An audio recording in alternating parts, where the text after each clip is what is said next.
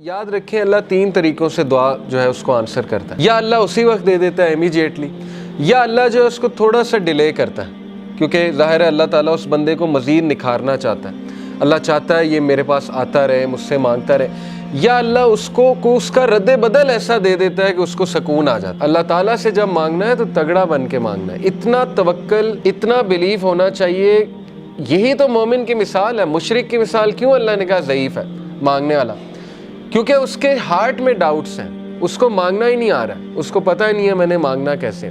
لیکن بلیور کے ہارٹ پہ اللہ تعالیٰ نے یقین طاری کیا ہوا ہے کہ وہ مانگنے والا بھی بہت اسٹرانگ ہے، اور جس سے مانگا جا رہا ہے وہ تو پھر اللہ ہے. اللہ سے جب مانگتے ہیں تو پھر 100% ہوپ کے ساتھ مانگتے ہیں. یہ دعا کے آداب میں شامل ہے.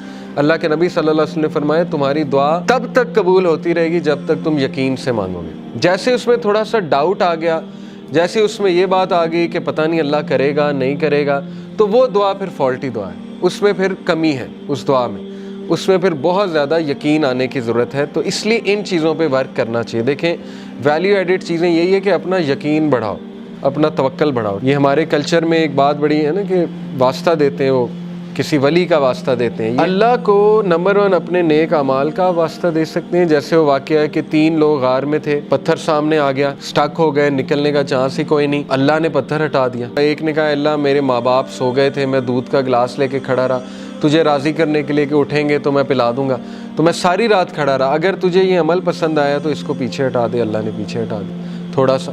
دوسرے نے کہا اللہ مجھے دعوت گناہ، میں گناہ کرنا چاہتا تھا، لیکن اس عورت نے جب میں انٹر ہونے لگا تو اس نے کہا اتق اللہ، اللہ سے ڈر جا، تو اس نے کہا میں ڈر گیا اللہ. اب اللہ کو یہ عمل کتنا پسند آیا. حالانکہ کوئی کہہ سکتا ہے کہ یار وہ تو پہلے سے گناہ کرتا آ رہا ہے، یہ کیا بڑی بات ہے، پیچھے ہٹ گیا. نہیں، اللہ کو یہی تو پسند آیا ہے کہ وہ میرے ڈر سے پیچھے ہٹ گیا. تو اللہ از آل اپریشیٹو، اللہ اپریشیٹ کرتا ہے. اللہ نے پتھر ہٹا دیا. تیسرے نے کہا اللہ میں نے جو ہے وہ کسی نے میرے پاس بکریاں رکھوائی تھیں، بکریوں کے بچے ہو گئے تو اس سے میں نے کچھ پروفٹ کما لیا. جب وہ واپس آیا میں نے اسے بکریاں بھی دی اور وہ پروفٹ بھی دیا. یعنی اس لیول کی آنیسٹی. تو اللہ اگر تجھے یہ پسند آیا ہے، تیرے لیے کیا تھا اور تجھے راضی کرنے کے لیے، تو پتھر مکمل ہٹ گیا. تو یہاں سے ثابت ہوتا ہے کہ اپنا وہ عمل آپ نوٹ کریں جو آپ نے خالص اللہ کے لیے کیا ہے. اچھا ہے کہ آپ نا ہر عمل پیور اللہ کی رضا کے لیے کیا کریں، کیونکہ مصیبتوں میں وہ چیز کام آئے گی.